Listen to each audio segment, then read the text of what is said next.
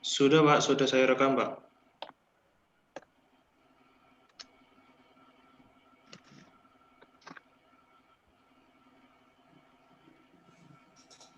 Ustadz Royan sudah siap? Yes, sir.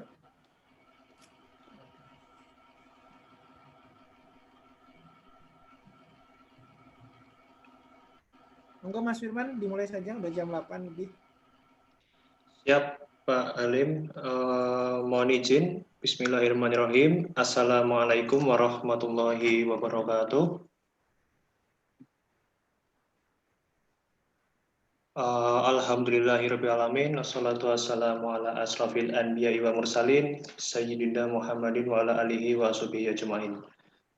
Pertama-tama, marilah kita panjatkan puji syukur kita kehadirat Allah Subhanahu wa Ta'ala yang telah melimpahkan rahmat dan karunia-Nya sehingga malam hari ini kita dapat dipertemukan kembali di Zoom meeting dalam kajian pekanan Muhammadiyah Sedayu.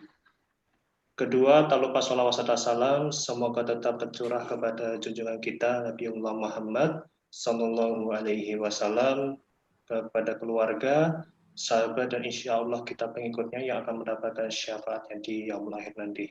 Amin. Yang kami hormati Ustadz Royan Utsani, LCMAI, selaku pemateri pada malam hari ini, dan juga rekan-rekan Muhammadiyah Sedayu sekalian. Sebelum kajian pekanan Muhammadiyah Sedayu pada malam hari ini kita mulai, marilah kita awali kajian ini dengan membaca basmalah bersama-sama.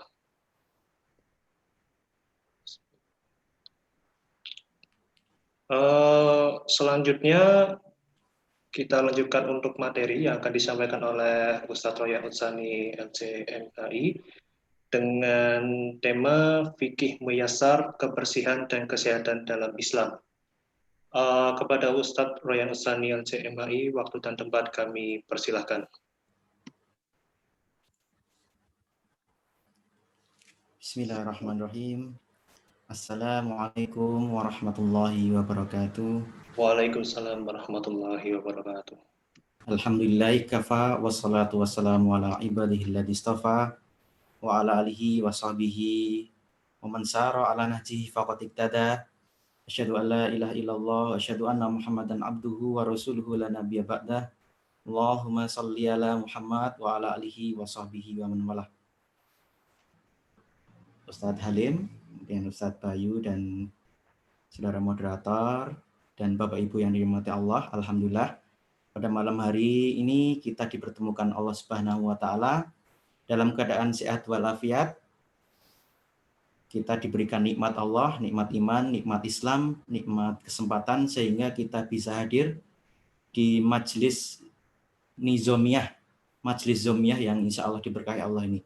Salawat serta salam kita haturkan pada junjungan kita Nabi Muhammad Sallallahu Alaihi Wasallam beserta keluarganya, para sahabatnya. Mudah-mudahan kita yang di sini semuanya termasuk pengikutnya yang senantiasa istiqomah sampai akhir hayat nanti. Allahumma amin. Baik Bapak Ibu yang dirahmati Allah, di sini saya insya Allah akan menyampaikan materi tentang fikih sederhana ya, seperti itu. Muyassar itu yang ringan, simple gitu. Insya Allah mudah-mudahan nanti kita bisa mengkaji fikih tentang fikih muyassarah, ya, kesehatan dan kebersihan lingkungan. Baik, sebelumnya bisa saya share, Mas Bayu? Atau? Ya. Oke. Saya bisa nge-share. Oke, baik. Ya, kita mulai dengan basmalah, ya. Bismillahirrahmanirrahim. Sudah terlihat, Bapak Ibu? Ya, Ustaz, sudah. Oh, oke, alhamdulillah. Jadi ini adalah mukaddimah atau pendahuluan. Jadi kita harus tahu ya, kalau kita mau mengetahui rumah, kita harus tahu, kita harus lewat pintu depan ya, seperti itu. Kita harus tahu pintunya dulu. Baik, mukaddimah fikih. Jadi sumber ajaran Islam itu ya, yang pertama adalah Al-Quran, yang kedua adalah Sunnah.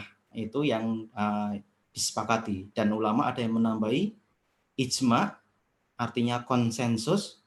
Contohnya ulama Saudi konsensus bahwa katakanlah hijab itu wajib. Ulama Indonesia mengatakan hijab itu wajib. Ulama Maroko mengatakan hijab itu wajib. Ulama Amerika mengatakan hijab itu wajib. Maka itu adalah konsensus. Itu adalah suatu ijma. Seperti itu. Yang berikutnya adalah kias. Ya, meskipun boleh kias dulu, kemudian baru ijma. Seperti itu. Kias itu adalah analogi. Menganalogikan apa yang ada dalam Al-Quran kepada permasalahan yang tidak ada di dalam Al-Quran. Sebagaimana contoh, kalau kita ditanya hukum narkoba, bagaimana?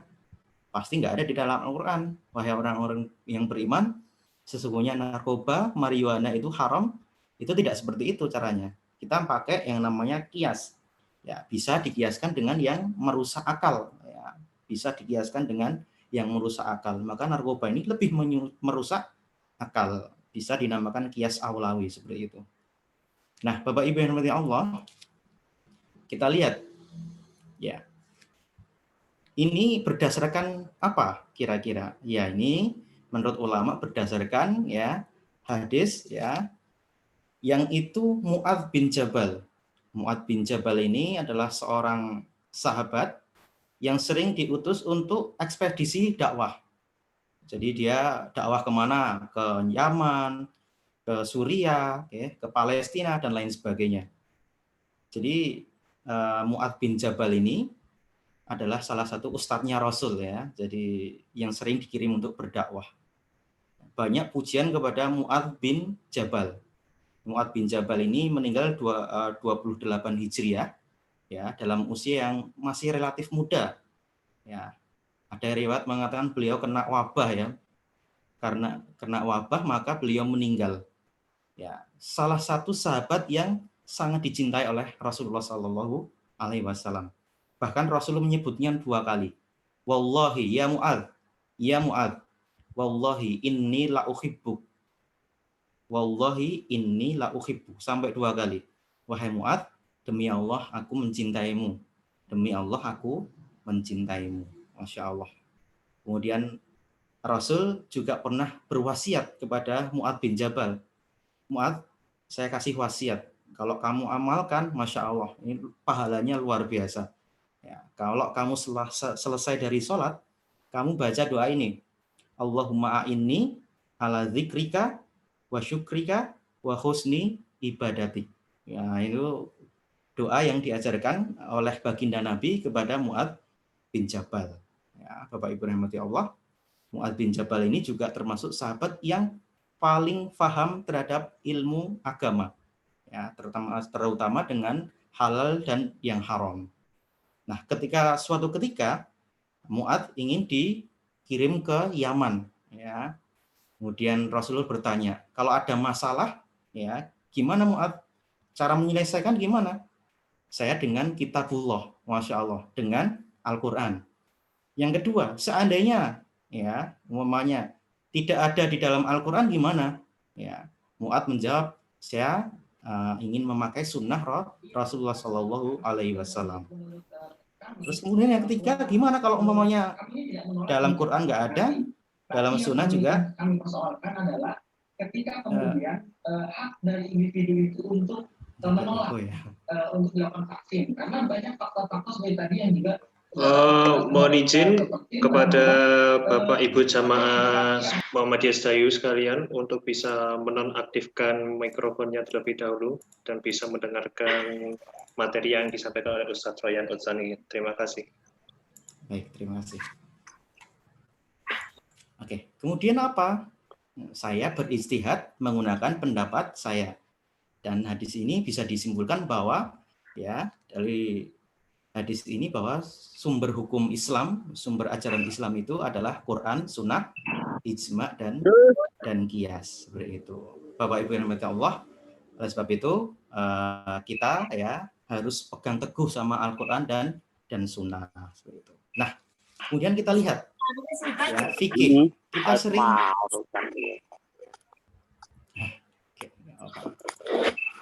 Kita sering mendengar istilah apa itu fikih gitu kan. fikih lingkungan, fikih anti korupsi, fikih ibadah, fikih sholat. Nah, apa itu semuanya artinya? Bapak Ibu yang dirahmati Allah, kita lihat ya, fikih secara bahasa dulu. Jadi fikih secara bahasa itu adalah faham. Ya. Tapi tidak hanya faham, ya, tetapi juga faham yang mendalam. Kalau saya mengatakan api itu panas, kira-kira faham mendalam nggak Bapak Ibu? Tidak, karena anak kecil aja tahu, ya. Kalau umpamanya 2 ditambah 2 itu 4, anak kecil juga tahu, anak SD juga tahu, berarti pemahaman saya tidak mendalam. Ya. Fikih secara bahasa adalah pemahaman yang mendalam. Ya. Kalau tidak mendalam berarti namanya tidak fikih. Orangnya disebut fakih. Nah, seperti itu. Nah, Bapak Ibu yang penting Allah, kira-kira dalam Al-Quran ada tidak yang mengatakan bahwa kalimat fikih atau semacam itu? Ya, kita lihat ya, di dalam Al-Quran, ya, Allah berfirman, ya, seraya qalu ya Syuaib ma nafqahu katsiran mimma taqul, ya. Mereka berkata, mereka itu siapa? Ya, kaumnya Nabi Syuaib. Kaumnya Nabi Syuaib itu siapa? Kaum apa Bapak Ibu? Kaum Madian, ya. Kaum Madian ini adalah kaum yang korup, ya, yang culas, yang sering menakar timbangan, curang dia. Jadi Nabi Syuaib diutus untuk kaum yang seperti itu, ya, dengan mengatakan ya Syuaib, ya, kami tidak paham, kami tidak memahami apa yang kamu katakan. Ya, Masya Allah. Nah, dari kaum Nabi Lut, ya, itu homoseksual, ya. Kemudian kaum Nabi Syuaib, Madian, itu adalah orang yang culas, ya. Kemudian kalau sekarang, ya, ada orang yang mohon maaf berperilaku menyimpang, baik homoseksual, baik itu korup, baik itu luar biasa kafirnya, radikal, banyak sekali Bapak Ibu yang dirahmati Allah. Maka ketika Nabi Muhammad adalah Nabi yang terakhir, ya tidak ada Nabi setelah itu. Maka kita menghadapi hal yang luar biasa. Ya, tantangan kita luar biasa, ya, setelah Nabi tiada, Bapak Ibu yang dirahmati Allah. Kemudian kalimat fikih itu juga sering kita ucapkan. Kapan? Ketika kita mau pidato, ketika kita mau khutbah, ketika kita mau ceramah, ya. Apa doa kita? Rabbi srohli sodri wa yassirli amri wahlul uqdatami lisani yafqahu qauli. Oke. Jadi ketika itu Nabi Musa memohon kepada Allah, ya Allah, lapangkanlah dadaku, ya, lancarkanlah lisanku supaya kaumku memahamiku. Masya Allah, Bapak Ibu Allah. Kita lihat bahwa Nabi Musa berdoa kepada Allah, ya, Rabbi shrahli sadri. Nabi Muhammad juga berdoa, tetapi doanya sudah dikabulkan terlebih dahulu, ya. Alam nasrah laka sadrak, bukankah kami telah melapangkan dadamu, wahai Nabi Muhammad. Ketika itu Nabi Musa berdoa kepada Allah untuk menghadapi Fir'aun, ya. Ya mungkin Bapak Ibu, ya, ketika menghadapi jamaah, ya, itu berdoa dengan ini, ya. Seolah-olah jamaah itu, ya, seperti itu. Tapi tidak apa-apa, ya, berdoa dengan itu insya Allah boleh. Ya, doa itu diambil dari Al-Qur'an dan sunnah. Rabbi shrahli sadri wa yassirli amri wahlul uqdatami lisani yafqahu qauli. Ya, supaya apa? Supaya kaumku paham, supaya audien itu faham perkataanku. Jadi di sini kalimat faham. Nah, kemudian ada lagi kalimat faham, yaitu apa?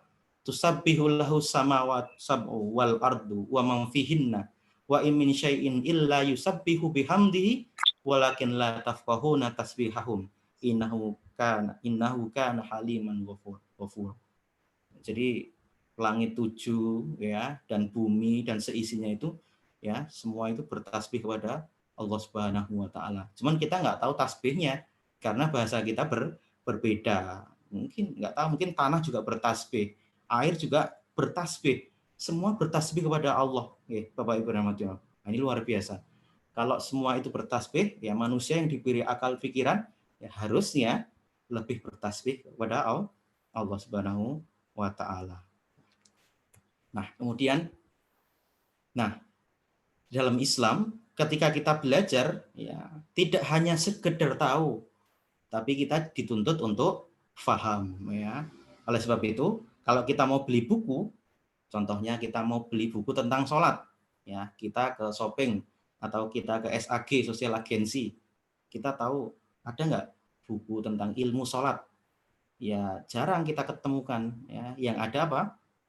Buku fikih sholat. Ya. Ketika kita mencari tentang ilmu puasa, kira-kira ada nggak? Jarang. Maka kita akan dapatkan apa? Ya, fikih puasa. Kenapa? Ya, tidak hanya sekedar ilmu, tapi juga dalam Islam itu harus faham. Ya, otomatis ketika seorang berilmu, dia dituntut untuk faham. Makanya kalau kita beli buku, ya adanya apa? Fikih sholat. Ya, bukan hanya ilmu sholat, tetapi fikih sholat. Pemahaman yang mendalam, ya tentu disertai dengan ilmu tentang sholat. Ilmu zakat ada nggak? Yang ada adalah fikih zakat. Ya, oke, gitu Bapak Ibu yang dirahmati Allah. Ya, jadi fikih adalah pemahaman, ya, faham.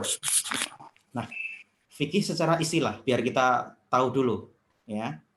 Jadi ada ulama, ya, namanya Abu Hanifah, ya, mendefinisikan fikih itu adalah ma'rifatun nafs ma'laha wa ma'alaiha. Jadi mengenali diri terhadap hak dan kewajiban dalam syariat. Jadi kalau orang itu tahu hak dan kewajiban, berarti orang itu sudah dinamakan seorang yang faham, fikih, faqih, seperti itu. Nah, Abu Hanifah, ya, menjelaskan pengertian fikih ini dengan sangat luas, sangat umum, ya, mencakup semua syariah, mulai dari akidah juga ada, mulai dari apa namanya, semuanya ada, ya, permasalahan ilmu kalam juga masuk, ya. Maka Abu Hanifah memperluas, ya, pengertian fikih. Tapi ulama, ya, yang datang setelahnya, ya, ulama mutaakhirin atau ulama mutaqaddimin, itu juga apa? Mempersempit, ya, pengertian ilmu fikih, ya. Pengertian fikih dipersempit dengan pengertian apa? Ya, al ilmu bi ahkam asyariyah al amaliyah al muktasabah min adillatiha at-tafsiliyah. Ilmu tentang hukum syariat yang terkait amal perbuatan yang itu digari dari dalil-dalil yang terperinci. Nah, di sini ada 4 batasan Bapak Ibu yang dirahmati Allah jamaah. Yang pertama, ya, dalam pengertian ilmu tentang hukum syariat. Ilmu tentang hukum syariat. Berarti ilmu yang selain syariat, ya, atau selain Quran dan Sunnah, berarti tidak termasuk dalam ilmu fikih. Contohnya logika, kebiasaan manusia, apalagi ilmu perdukunan, ya, tidak masuk, ya. Jadi hanya ilmu yang syariat. Yang berikutnya adalah apa? Terkait amal, ya. Ilmu yang tidak membahas tentang amaliyah tidak dinamakan fikih. Ya, seperti apa? Akidah, ilmu hadis, ilmu kalam yang tadi disebutkan oleh Abu Hanifah. Di sini dispesifikan lagi, ya, seperti itu. Ya, jadi terkait amaliyah, orang sholat itu kan beramal, orang muamalah, ya, itu adalah amal, gitu, nggih. Oke. Yang berikutnya, ilmu itu didapat atau digali melalui istihad, yaitu Al-Quran dan Sunnah, ya. Jadi harus didapat dari Al-Quran dan Sunnah, bukan mimpi, bukan wangsit. Kalau di Indonesia mimpi nggak boleh, ya. Nanti bisa dilaporkan kalau di Indonesia, ya. Mimpi aja nggak boleh kalau di Indonesia, ya. Enggak, itu bercanda Bapak Ibu. Jadi kita itu, ya, kehilangan apa namanya, ya, akal sehat kita udah, orang mimpi bisa dilaporin gitu, ya. Sangat lucu sekali, ya, sangat nggak masuk akal. Nah, kemudian, ya, pengertian, ya, dalil-dalil yang terperinci, baik itu Quran, Sunnah, ijma maupun qiyas. Ya, selain itu nggak masuk dalam pembahasan fikih. Nah, Bapak Ibu yang dirahmati Allah, keutamaan mempelajari ilmu fikih. Ya, Allah berfirman di dalam surat At-Taubah yang mungkin kita semua sudah hafal, wa ma kanal mu'minuna liyanfiru kafah falaula nafara min kulli firqah minhum ta'ifatun liyatafaqahu fid-din wa liyundiru qaumahum idza raja'u ilaihim la'allahum yahdharun. tidak sepatutnya, tidak sepantasnya, tidak seyogianya orang mukmin itu pergi perang semuanya, Masya Allah. Ya, mengapa tidak ada yang pergi dari tiap-tiap golongan yang memperdalam agama? Jadi kalau kita punya anak 3, ya paling enggak 1 yang belajar agama, 1 yang mondok, 1 yang masuk mu'alimin. Wah, ini sekaligus promo ini. 1 yang masuk mu'alimin. Ya, kalau punya anak 7, ya paling enggak 1 yang ngaji, ya. Supaya apa? Liyatafaqahu fiddin wal yundiru qaumahum idza raja'u ilaihim. Ya, mereka bertafakuh fiddin, mungdirul kaum, dan ketika pulang di kampungnya itu bisa mengajarkan ilmu, ya, tentunya ilmu agama. Jadi kita lihat bahwa jihad itu adalah amalan yang sangat luar biasa pahalanya di sisi Allah. Ya, tetapi amalan itu, ya, Bapak Ibu, itu ya belajar ilmu agama itu memiliki kesamaan, ya, pahalanya dengan jihad. Ya. Kenapa? Karena di dalam Al-Quran dikatakan, ya, tidak boleh orang itu pergi semua untuk berjihad, ya, nggak usah jihad semuanya, ya, hendaklah ada sekelompok golongan yang belajar, ada yang ngaji, seperti itu, ya. Wah, ini luar biasa. Jadi ayat ini betul-betul luar biasa. Berarti ilmu itu, ya, wabil khusus ilmu agama itu ditinggikan oleh Allah Subhanahu wa Ta'ala. Di dalam surat Al-Mujadilah, ya, ayat 11, ya, yarfa'illahu ladina amanu minkum walladina utul ilma darajah. Insya Allah Allah akan mengangkat derajat orang-orang yang beriman dan berilmu dengan beberapa derajat. Dan satu-satunya doa minta tambahan itu adalah tambahan ilmu. Dalam Al-Quran ada nggak minta tambahan harta? Robbi zidni mala, nggak ada. Robbi zidni jaha, ya Allah tambahkanlah saya pangkat, ya Allah tambahkanlah saya lain sebagainya gitu, ya, tambahkanlah saya harta, tambahkanlah saya rumah, itu nggak ada, ya. Yang ada adalah Robbi zidni ilma, ya Allah tambahkanlah aku ilmu. Nabi disuruh berdoa seperti itu, Masya Allah. Ilmu itu luar biasa. Kemudian, ya, ukuran kebaikan seseorang itu kalau dia paham terhadap agama. Ya, hadis dari Rasulullah Shallallahu Alaihi Wasallam, man yuridillah bihi khairan yufaqihu fiddin. Ya, barang siapa yang baik menurut Allah, wah, niscaya Allah fahamkan dia dalam agama, seperti itu. Jadi kalau orang itu dikehendaki baik, kalau ukuran kebaikan seorang itu adalah kalau dia paham terhadap agama, ini luar biasa. Jadi ada mafhum mukhalafah, ya, pemahaman kebalikannya dalam istilah usul fikih, ya. Jadi kalau seorang yang tidak baik, ya, dia tidak paham agama, man lam yuridillah bi khairan lam yufaqihu fiddin. Ya, siapa yang Allah nggak hendaki kebaikannya, ya, nggak paham terhadap agama, seperti itu. Jadi agama itu ukuran kebaikan seseorang. Oh, ini luar biasa. Nah, kemudian sasaran ilmu fikih. Jadi ilmu fikih mempunyai sasaran. Sasarannya adalah af'al mukallaf. Jadi semua perbuatan mukallaf, ya, semua perbuatan yang menjadi tugas hamba. Yang pertama, ya, itu adalah amalan, al-amal. Seperti orang sholat kan melaksanakan, ya, suatu amalan. Dan haji, tawaf, sa'i, dan lain-lain itu berupa amalan, ya. Yang kedua, meninggalkan suatu amalan, ya. Jadi sasaran ilmu fikih yang kedua adalah dia meninggalkan, ya, suatu amalan. Contohnya, kita disuruh meninggalkan riba, ya. Allah, ya, bahkan memerangi, ya, Allah dan Rasulnya memerangi orang yang memakan riba, seperti itu. Wah, ini luar biasa. Larangan untuk minum khamr, ya. Artinya apa? Disuruh untuk meninggalkan suatu amalan, seperti itu. Ada pertanyaan, kalau puasa itu antara amalan atau meninggalkan? Meninggalkan makan minum, ya. Ya, ada ulama yang mengatakan dia bisa masuk keduanya. Yang ketiga adalah memberikan pilihan, ya, seperti makan, minum, ya, silakan milih gitu, ya. Mau makan, minum itu asalkan halal, insya Allah boleh. Ini adalah sasaran ilmu fikih. artinya perbuatan mukallaf, perbuatannya yang menjadi sasaran.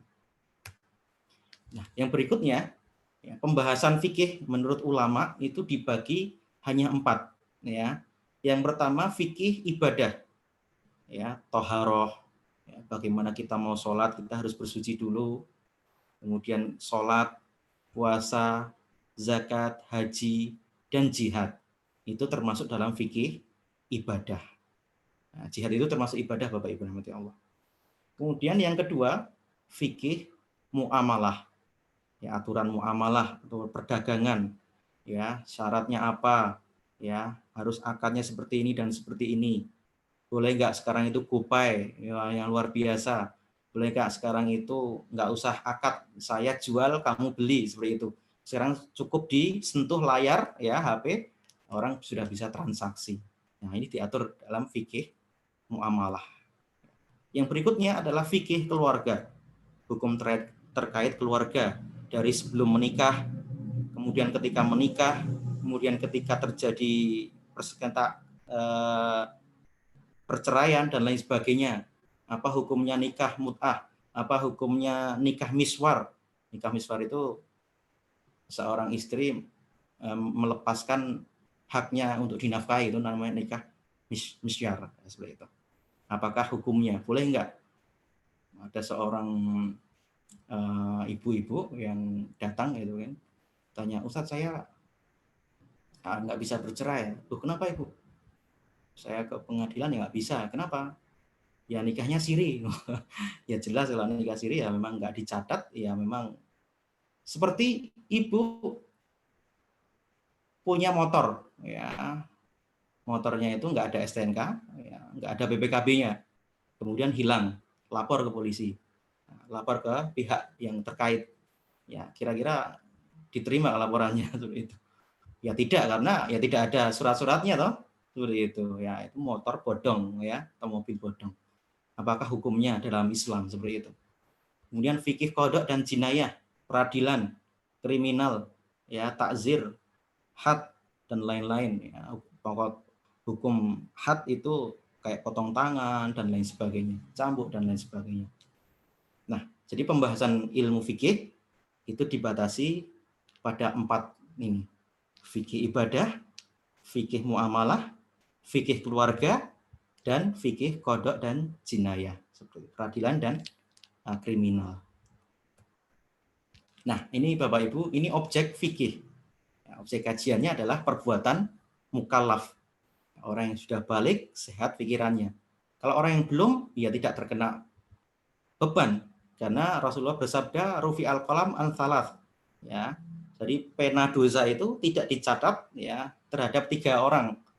Yang pertama, ya, orang gila, kemudian bayi, kemudian orang yang sedang tidur. Nah, itu nggak kena beban sama sekali. Ya, artinya nggak ada dosa seperti itu. Ya, kemudian perbuatan manusia yang berhubungan dengan Allah, ya, yaitu ibadah tadi disebutkan.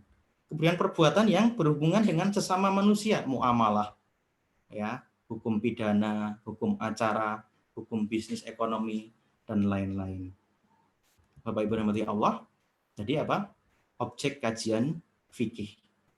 Ya, berikutnya mungkin kita sering mendengar, tapi kadang-kadang kita lupa sedikit, ya. Dulu pernah diajarkan, tetapi lupa. Apa itu perbedaan syariah? Apa perbedaan fikih? Apa itu perbedaan hukum syar'i? Secara singkat, Bapak Ibu rahmati Allah, syariah menurut Mahmud Shaltut itu adalah jalan menuju ke mata air. Kalau kita berada di suatu gurun, ya, padang pasir yang sangat luar biasa, atau di situ kemarau yang sangat luar biasa, kemudian ada mata air, ada oase. Di orang yang minum itu selamat, ya. Kalau nggak minum, mungkin dia nggak tahu kemana arahnya, itu bisa meninggal. Jadi syariah itu adalah jalan menuju keselamatan abadi, ya. Itu adalah syariah. Kemudian itu maknanya bisa diperluas, bahwa syariah adalah seluruh norma-norma agama Islam yang meliputi aspek doktrinal maupun aspek praktis.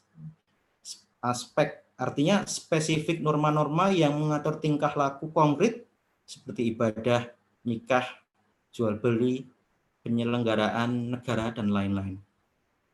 Yang berikutnya fikih yang tadi kita jelaskan. Ini hukumnya wajib, apa haram, apa mubah, apa sunnah, apa makruh, apa fasid atau butlan. Ya. Bagaimana saat ini hukum vaksin katakanlah. Nah, seperti itu. Nah, itu masuk dalam fikih ya. Ada Profesor Abdul Mukti menulis di koran yaitu fikih vaksinisasi seperti itu. Itu fikihnya seperti apa ya. Dia hukumnya seperti apa? Nah, seperti konkretnya seperti itu. Yang berikutnya adalah hukum syar'i. Ya, hukum syar'i adalah khitabullah. Ya, jadi Allah menyapa manusia itu namanya hukum syar'i.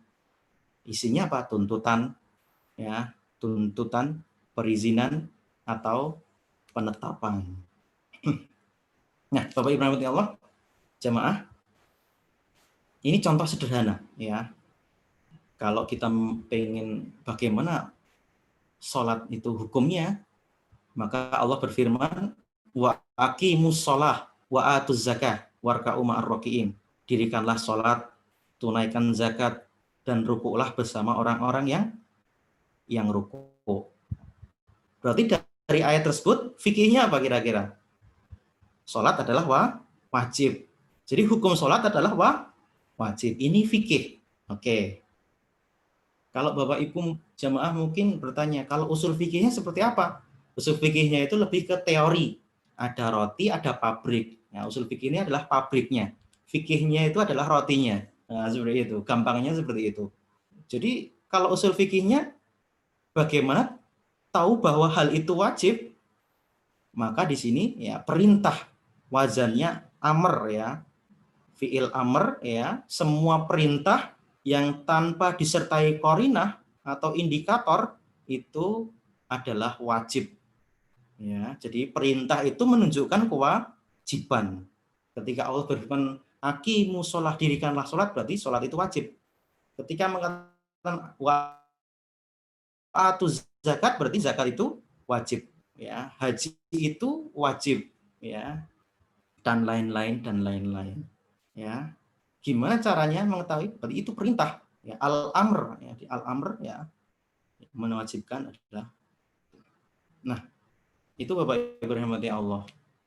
Atau yang sederhana lagi, bagaimana hukumnya ya bersentuhan ya setelah wudhu. Nah, itu kan ada ulama yang mengatakan batal mutlak seperti Syafi'i, bersentuhan sama siapapun ya lawan jenis itu batal.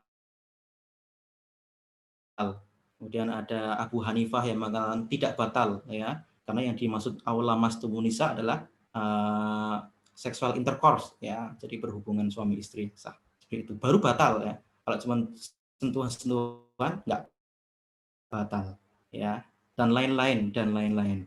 Kalau madhab Hanbali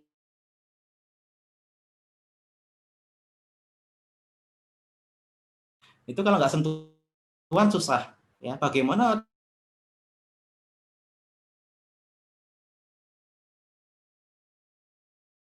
cara ya kalau ada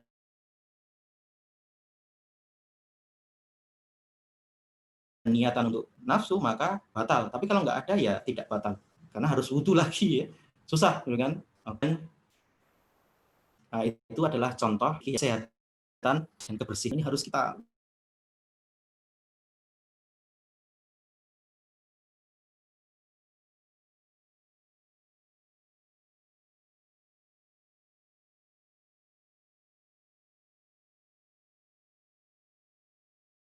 ya. Rasulullah Shallallahu Alaihi Wasallam mengatakan nikmatani maghbun fihi ma katsirum minan nas as-sihah wal faragh. Ada dua nikmat yang manusia itu biasanya lupa.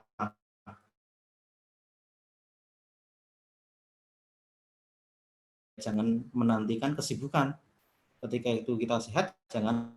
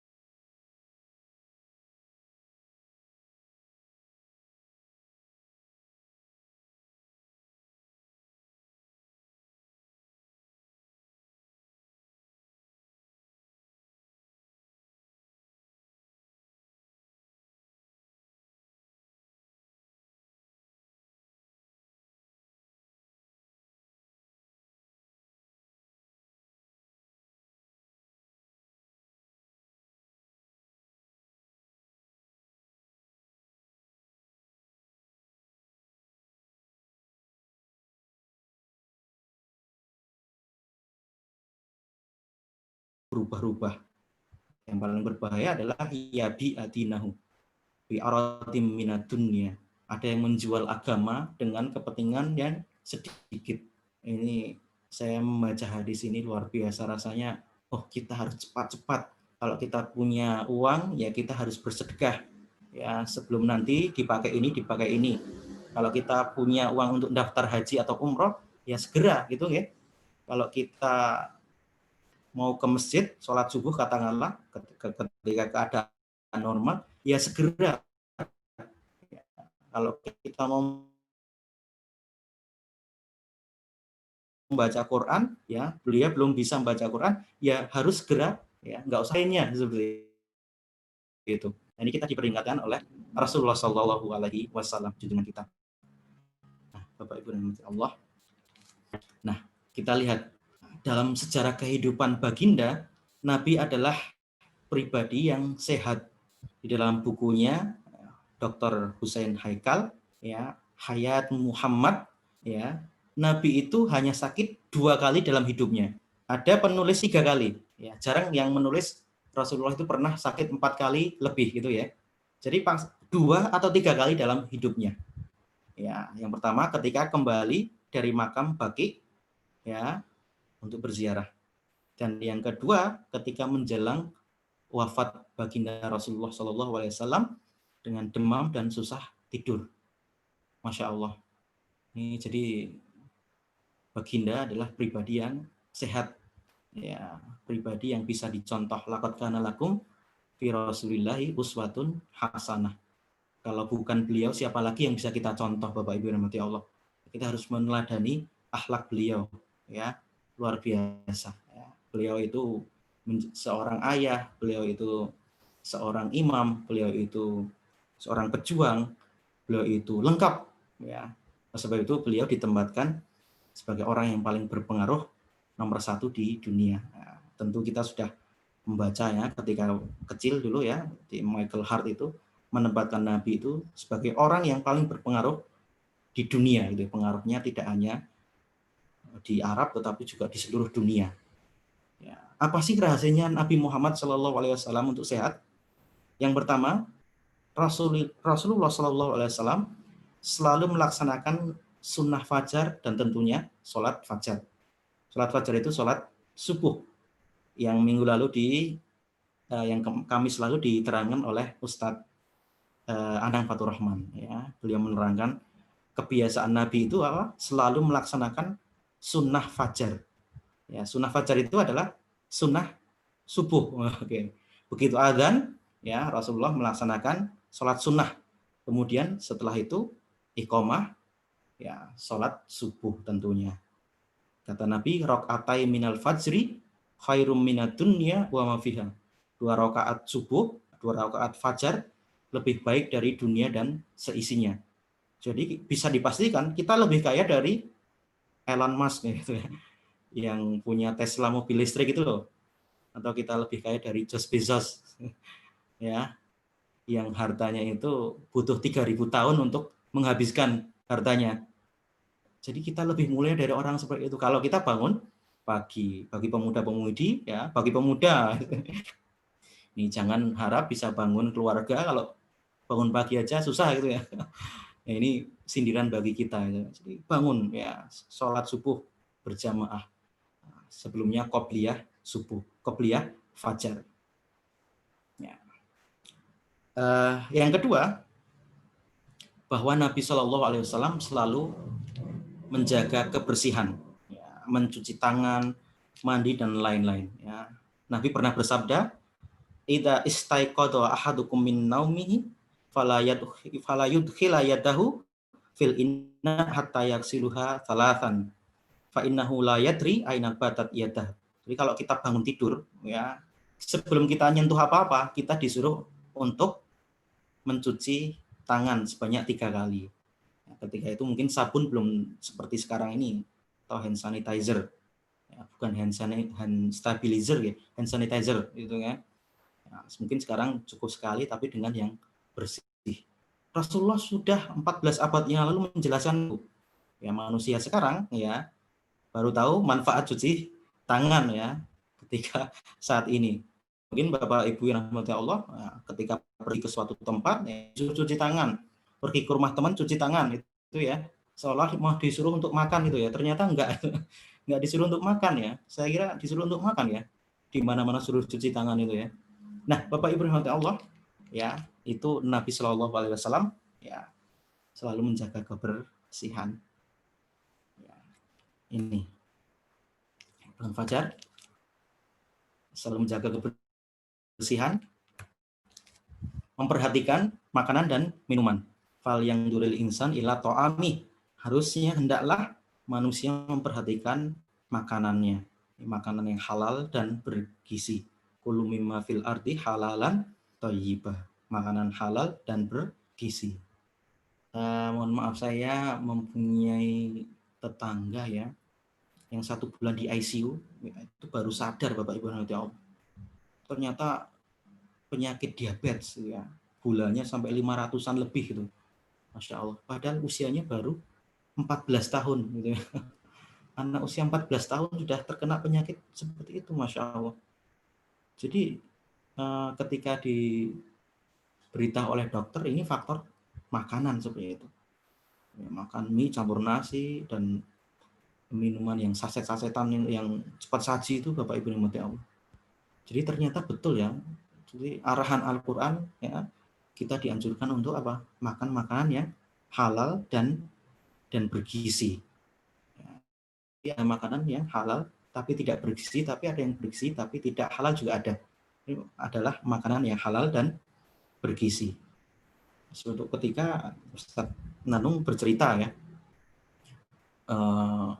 ketika Allah mengharamkan bangkai, itu hikmahnya apa?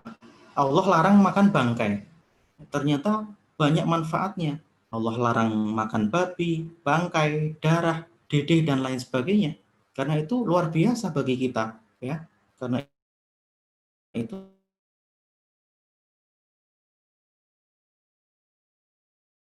luar biasa. Keluarga, ternyata satu keluarga tadi sakit. Indikasinya sakit antrak ya, yang itu jarang sekali terjadi. Ya, karena Allah melarang ya makan bangkai, ya itu mungkin hikmahnya. Padahal penyakit antrak itu menghilangkannya luar biasa. Harus dikubur, ya, kemudian ditaruh di atasnya itu damen,